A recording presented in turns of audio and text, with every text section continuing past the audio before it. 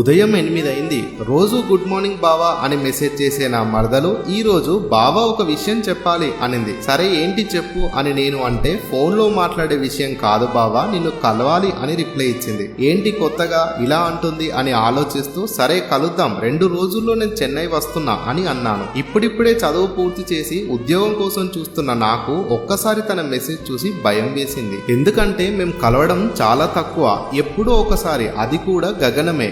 ఎందుకంటే చదువులో పడి తనకు తీరికుండదు, ఉద్యోగం కోసం వెతుకుతూ నాకు తీరికుండదు. ఇది పక్కన పెడితే ఎవరైనా చూస్తారేమో, ఇంట్లో వేరేగా చెప్పి రచ్చ చేస్తారేమో అని తనకు కంగారు. అలా అని మేమేం గాఢంగా ప్రేమించుకుంటున్నాం అనుకోకండి. ఇద్దరికి ప్రేమ ఉన్నా తనే ఎప్పుడు బయట పడుతూనే ఉంటుంది. కానీ నేను లేనట్టు చేస్తాను. తను ప్రేమిస్తున్నా అనే విషయం ఏదో ఒక రోజు గట్టిగా నాకు చెప్తుందని నాకు తెలుసు. మధ్య మధ్యలో సరదాగా అడిగేది, కానీ నేనేం చెప్పకుండా మంచి ఉద్యోగంలో చేరాక అప్పుడు ఆలోచిద్దాం అని చెప్పేవాణ్ణి. నిజానికి తనే నా జానకి ఈ జన్మకి అనుకునేవాణ్ణి. ఎందుకంటే మళ్ళీ ఇంకో జన్మ ఉంటుందా అనే నమ్మకం నాకు లేదు. ఒకవేళ ఉన్నా తను తనలా ఉండి నేను ఇలా ఉంటూ భావమర్దలం అవుతామంటే ఊహ కూడా చీచి మరీ ఇంత తయారయ్యావేంట్రా అనుకుంటుందేమో అని ఆ ఊహను కూడా దరిచేరనివ్వలేదు. అయినా మీరే చెప్పండి, ఒక జన్మలో మనిషిగా పుట్టడమే చాలా ఎక్కువ అనుకుంటే మళ్ళీ ఇంకో జన్మలో, అది కూడా 7 జన్మల బంధం, ఇవన్నీ అయ్యే పనులా?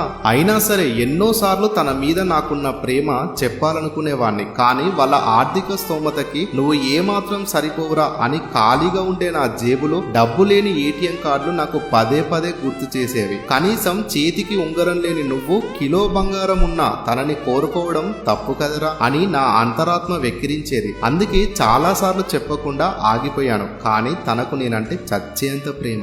ఎంత అంటే బావ అనే పిలుపులోనే ఈ జన్మకిది చాలు అనేంత ప్రేమ కనిపించేది. సరే ఇదంతా పక్కన పెడితే ఒక పక్కన తను ఎందుకు కలవమందో అనే కలవరం, ఏం చెప్పబోతుందో అనే కంగారు. పోనీ ఇప్పుడు వెళ్ళి తనను కలుద్దామా అంటే నాకు రేపు ఇంటర్వ్యూ ఉంది. ఇప్పటికీ 10ల సంఖ్యలో ఇంటర్వ్యూ ఇచ్చి అలసిపోయిన నేను ఈ ఇంటర్వ్యూ కూడా మిస్ అయితే ఇంకా నా జీవితం ఇంతేనేమో అనే ఫీలింగ్ వచ్చేస్తుంది అనిపిస్తుంది. అందుకే తప్పకుండా వెళ్ళాలి. నా ఎదురుగా కనిపించే సర్టిఫికేట్లు పట్టుకొని రేపు ఇంకొకటి ఎదురుగా నేను నిలబడాలి. పోనీ ఈలోపు తనని కలుద్దామా అంటే తనకు నాకు 600 కిలోమీటర్ల దూరం. అందుకే ఈ 2 రోజులు వేచి చూడాలి తను ఏం చెప్తుందా అని. అయినా ఇలా ఒక విషయం వినడానికి వెయిట్ చేయడం చాలా కష్టంగా ఉంటుంది కదా.